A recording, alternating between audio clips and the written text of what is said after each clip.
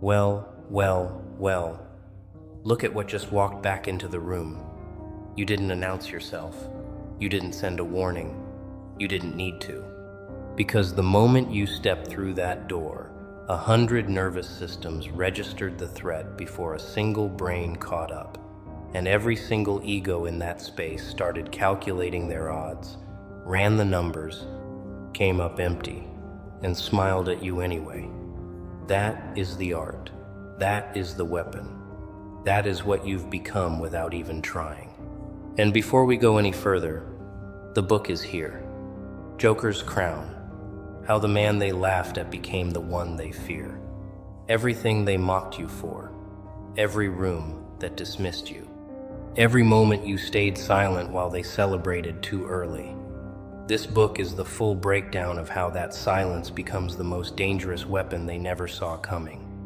Available now for just $3. No excuses. No gatekeeping. Just the truth, priced for the ones who are actually ready for it. Get it before the price changes. Link in bio. Let's be precise about what just happened in that room.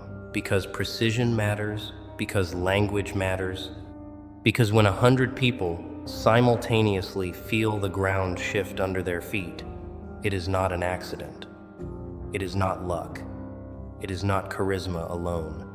What just happened was the result of something they cannot study in any course, cannot buy with any amount of money, cannot fake for longer than 30 seconds before it collapses under the weight of its own performance. You did something rare. Something the psychological textbooks call effortless authority. But the textbooks don't capture it correctly, because textbooks are written by people who observed it from the outside. You didn't perform. You didn't try to dominate. You simply arrived with the full weight of everything you have survived, everything you refused to become, and everything you chose to build in silence while they were all very busy performing for each other. 100 egos just met something they haven't encountered in years, something they forgot existed in the wild. They met a person who doesn't need them, not in the quiet, polite way people pretend not to need each other. In the deep structural way, the foundational way, the way a mountain doesn't need the wind's opinion to remain standing. And that's what cracked the first 50 before you even opened your mouth.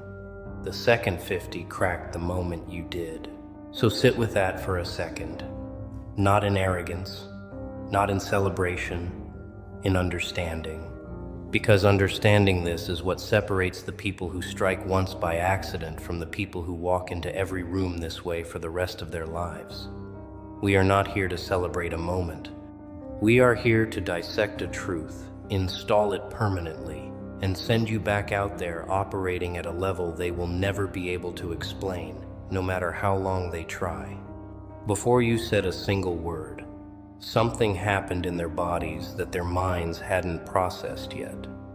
Their nervous systems ran a threat assessment, not consciously, not deliberately, automatically, involuntarily, the way prey animals scan the tree line before they know why they're scanning. And the result came back in one quiet, devastating biological verdict. This one is different. Proceed with caution. Do not attempt a casual power move on this one. That assessment happened because of something you cannot fake and cannot borrow. Something built molecule by molecule across every decision you made when no one was watching. It happened because of your relationship with discomfort. They could feel on some pre-verbal level that you have sat inside your worst moments without running, without collapsing, without outsourcing your composure to someone else's approval. That residue lives in the body. It shows in the posture, in the stillness, in the quality of the pause before you speak. The first 10 people who looked at you, they looked away first. Not because they were being polite, not because they were disinterested, because holding eye contact with someone who genuinely doesn't need you to look at them is deeply destabilizing to a psychology built on mutual need.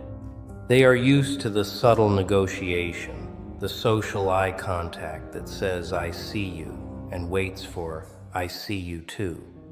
You did not participate in that negotiation, and it short-circuited them completely. The next 30 felt something different, a specific flavor of inadequacy that doesn't announce itself as inadequacy. It announced itself as irritation. They told themselves they found you arrogant. They told themselves you were putting on a performance. They told themselves any story that converted the feeling into something they could dismiss, because the real feeling was far too uncomfortable to name, that they had been managing their lives at a level significantly below what is actually possible. And here was the evidence, standing in the room, not bothering to prove anything. The last 60, they felt something much more complex, something layered, something that included genuine respect and genuine threat and genuine curiosity all at once, and that combination produced the behavior you probably noticed. They came to you. They initiated.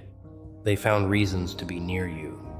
Because the ego, for all its defensive architecture, is still drawn toward what it recognizes as superior, not out of admiration, out of strategy.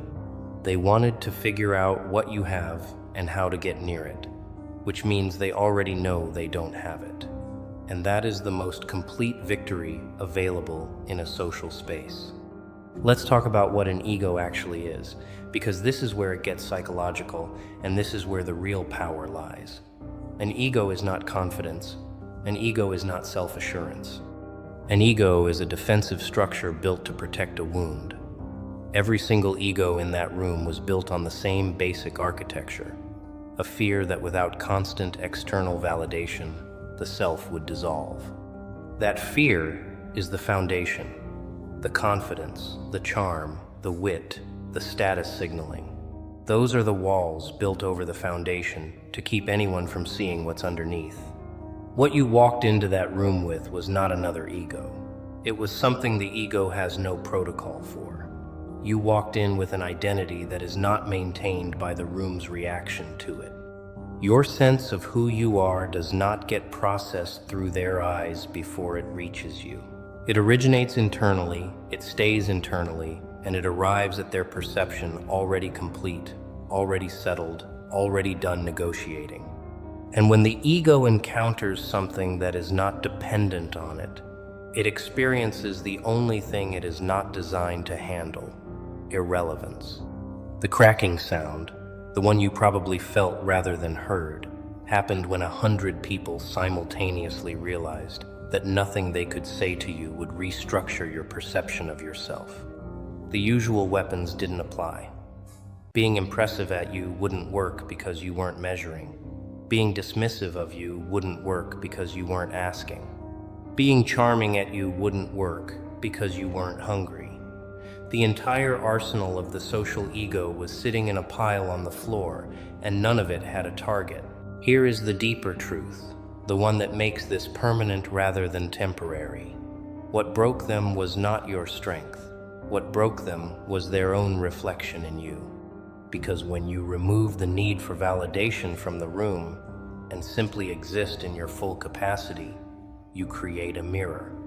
And in that mirror, everyone sees exactly how much of their own energy is currently being spent maintaining a performance for an audience that is equally performing for them.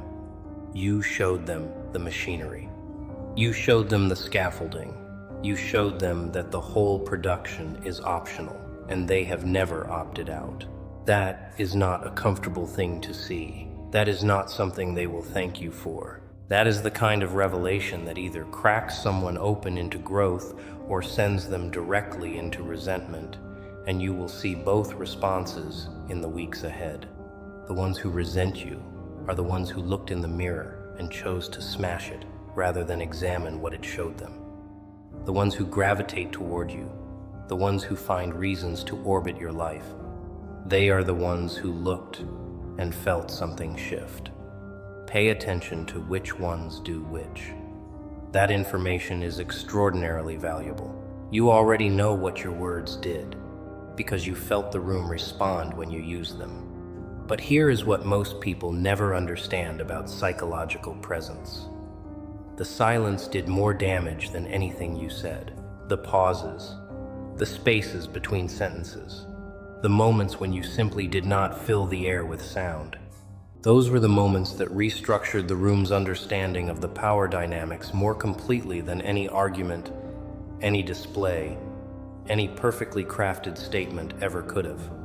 Most people are terrified of silence, deeply, structurally terrified, because silence creates a space that their anxiety immediately fills with worst-case scenarios.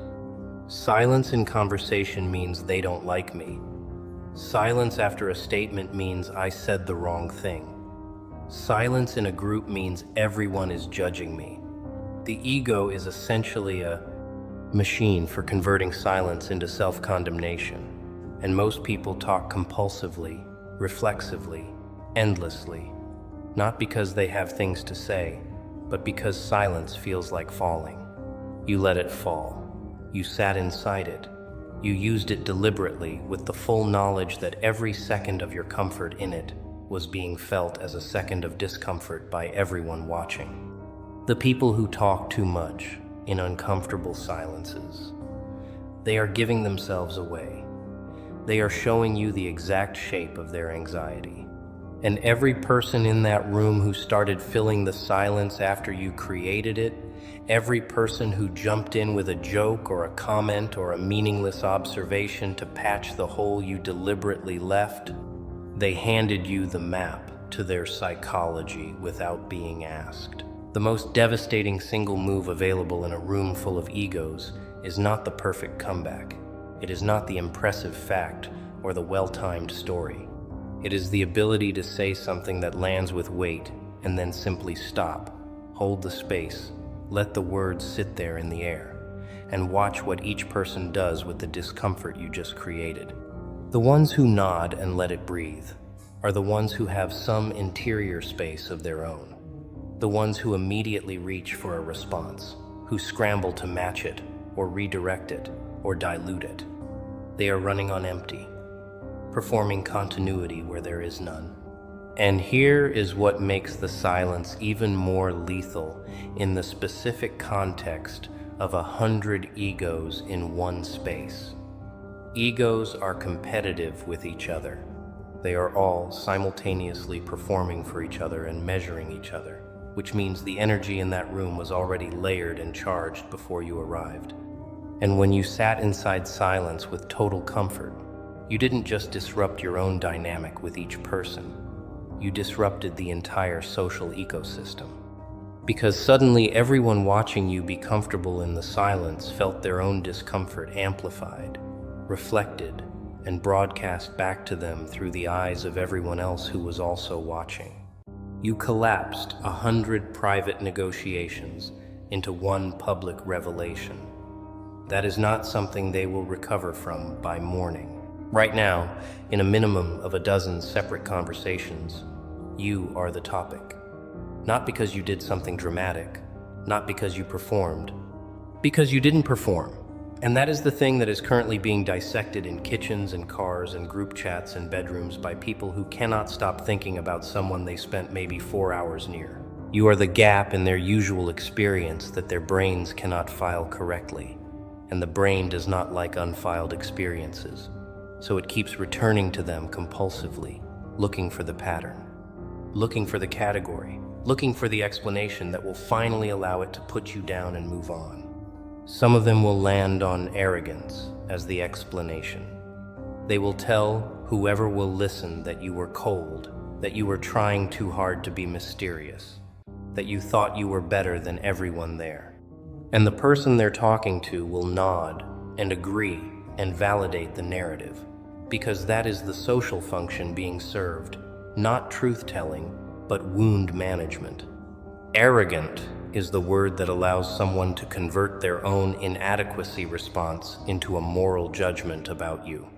It is not an assessment of your character, it is a confession of their experience. The moment someone calls you arrogant without knowing you, what they are actually saying is, I felt small near this person, and I need a reason that isn't about me. Others will take a different approach. They will say, "You were interesting," in that careful way that means something more. The way people say interesting when they mean, "I don't fully understand this yet, but I know it matters." These are the ones who are honest enough with themselves to notice that something significant happened, without being able to articulate it fully.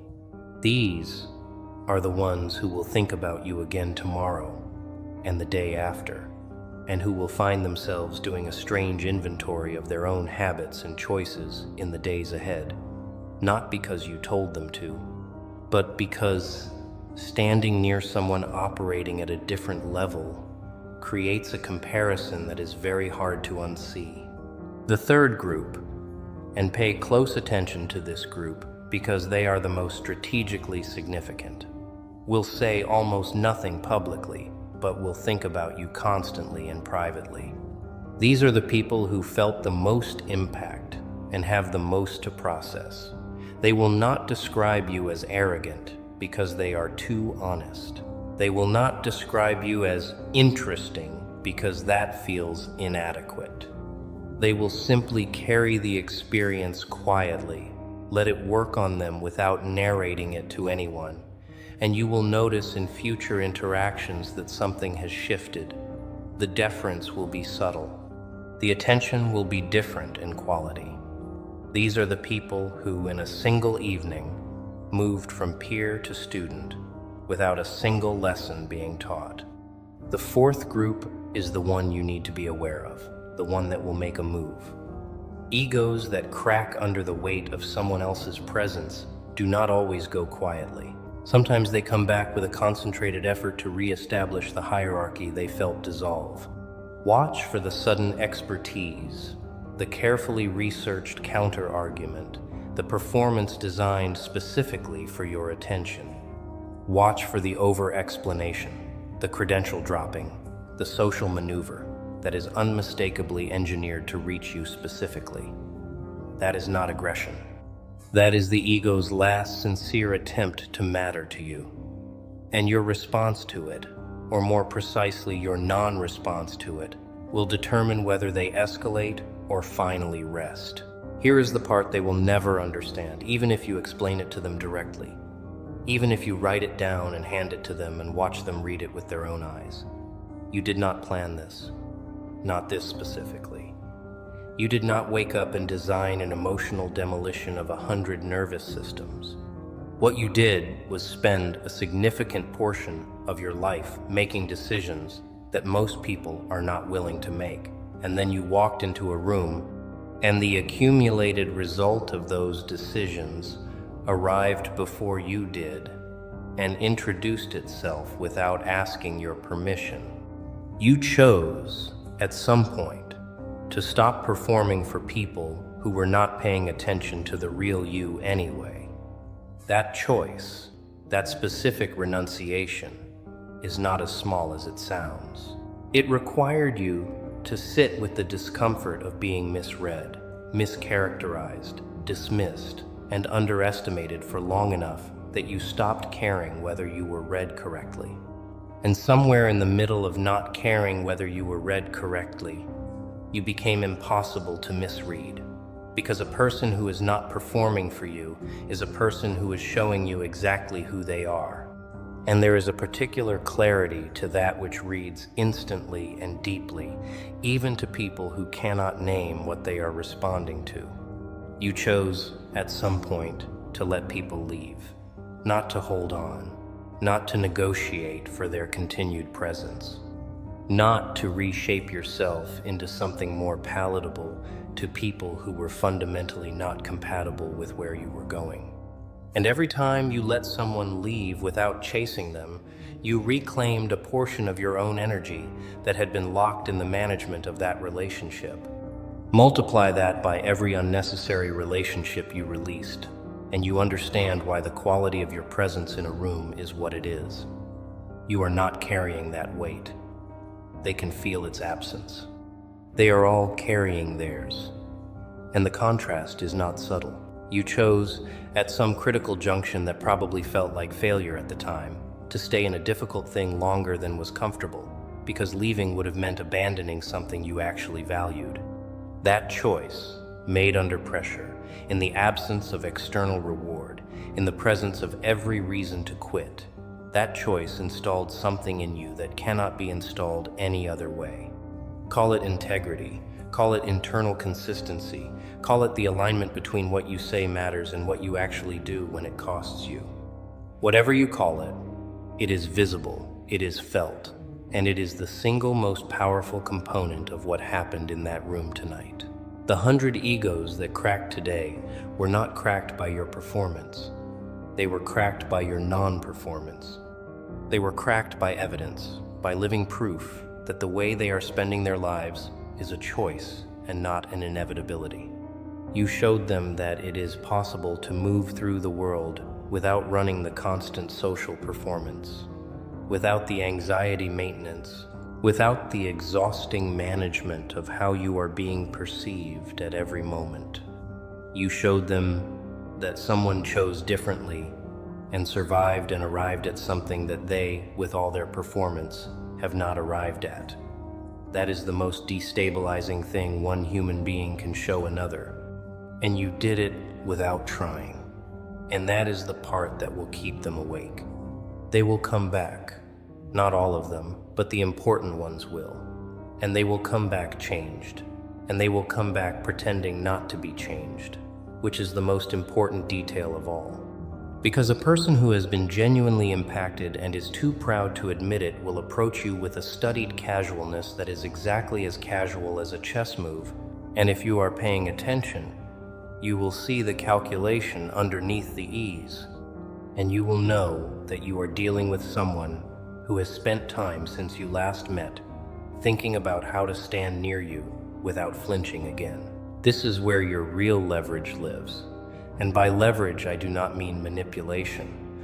I mean the structural advantage that belongs to the person whose internal state is not dependent on the interaction's outcome. When they come back performing casual, and you receive it with genuine ease, the asymmetry compounds, because they are working. You are not. They are managing their presentation.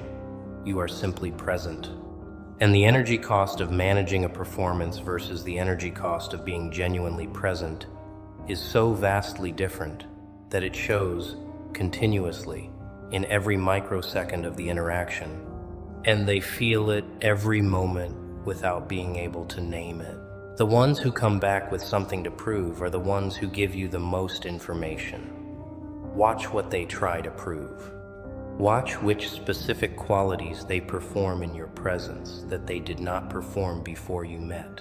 If they perform expertise, you revealed an insecurity about their knowledge.